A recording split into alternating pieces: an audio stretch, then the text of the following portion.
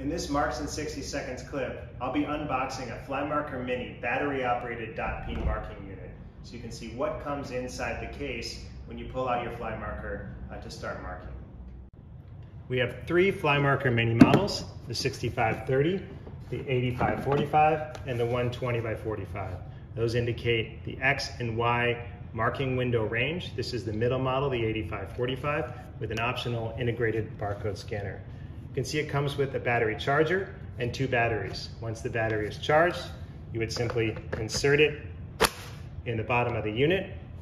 We also have an accessory here that comes with each unit if you're marking on difficult to reach areas, edges, things like that.